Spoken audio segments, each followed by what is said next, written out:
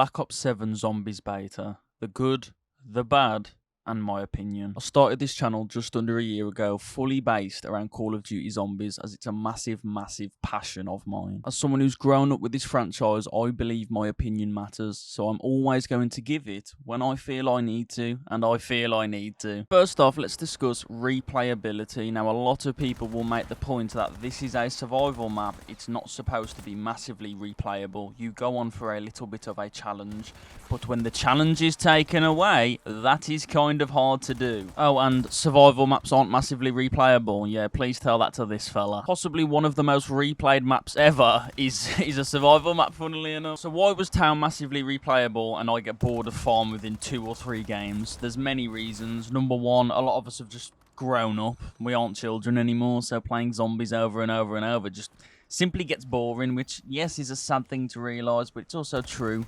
You grow up, you lose interest in things as much. That's just life. I think there's more to it than that, though. I think Farm is very easy, Town was very difficult, and those two things can literally be night and day. They can completely change how many people come back to the map. If I see loads of people hitting round 100 in a beta, the day the zombies is dropped on the beta, I'm no longer going to feel required to go on there and challenge myself, because if that many people have already done it, it must be easy. Whether that's true or not, that's going to be the assumption in your brain. Whereas Town, people used to struggle to get past round 50. It was difficult. Challenge invites challengers. People want to go on and test themselves. Whereas on this, it's just too easy. And again, there's multiple reasons as to why this is easier than Town. 3 gobblegums to start off with, starting with your own weapon and not a pistol, augments, field upgrades, movement, mantling, armor plates, ammo caches, and the map itself being basically just a massive open space, barely any tight corners, and if there is a tight corner, you can just jump on a wall and get out of it pretty easily. I'll run through each in a little bit more detail. 3 gobblegums to start off with is broken. You can have an immolation, liquidation, a perkaholic, a raindrops. You can pretty much have anything you want instantly at the start of the game. Starting off with your own weapon and not a pistol, again, massively catered to casuals, especially people trying to level up weapons for other modes, which again, we know they like their other modes. Join us in Verdansk. We miss you. We need you. I have not finished the full game of zombies. I will play Verdansk once I've played my 30 minutes of zombies. That video will never die. I remember the old school David Vonderhaar memes. They went on for years. They're never going to hear the end of that. Anyway, augments, they also make the game easier. Yes, I do think they're a good addition. I think they're fun. I think they're interesting. It objectively makes the game easier. Same with field upgrades. I think it's a fun addition. Personally, I would remove them over the augments, but either way, I think they're fun, but objectively makes the game easier, helps you out of tight spots if you're ever in one, pretty much leads to you basically never being able to die. The same with the movement and the mantling. Again, if you're in a tight spot, you can just jump on a wall and get out. There's a reason why mantling and movement like that was never in games such as Black Ops 3 Zombies. They separated their movement from multiplayer to zombies because they're different modes.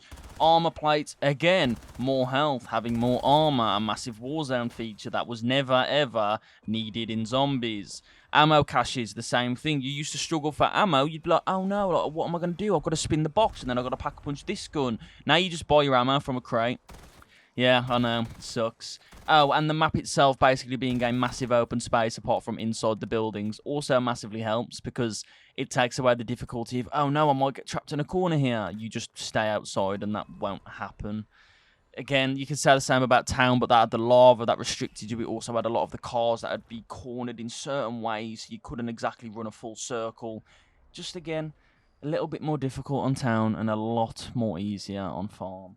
For anyone who thinks that's a bit of waffle, I'm just going to basically show you what I meant with the exact same image I just showed. So if you wanted to run a full circle here, lava, car, here, car, here, lava, car, here, maybe, but you've still got bits of lava, here, lava, car, here, car, bits of lava. It wasn't easy to run a train on this map. Here's some finer details for you as well. The pack punch animation. The fact you just click X and get your gun instantly. I miss the old animation so much. The terror of missing the gun because there's so many zombies and the difficulty that of, oh my god, if I don't have that gun, I've got no gun. What am I going to do? again, is just completely missed on these new maps. And I know it's silly, and I know it's stupid, and I know it's something so minute, but it matters. All the fine details matter when making a mode like this. Another one, your weapons dropping on the floor when you've spin box. It is so annoying and so unnecessary and so not needed, and all it does is make the game easier. You no longer have to make split-second decisions. You no longer have to be like, oh my god, do I replace this gun for this gun? You only have about 5 seconds to do it, otherwise the box will swallow it. You just grab it, and then if you want your other gun back, you just grab that off the floor. Again, just small, minute details that make the game easier. This is supposed to be a challenging mode. Not every single map. Yes, I understand. Some of them are Easter egg based, some of them are round based, some of them are just for fun. But this is a survival map. It's supposed to be hard to survive, and it just isn't. Here's another less minute detail, the HUD. Just look at everything going on this screen at the minute. You've got this compass at the top with all of this red, yellow, loads of colours, loads going on. You've got the zombies, the health, the fact that he's called zombie, because I really needed to know that. The health coming off of the zombies, a map in the corner with all of these different images on red, me.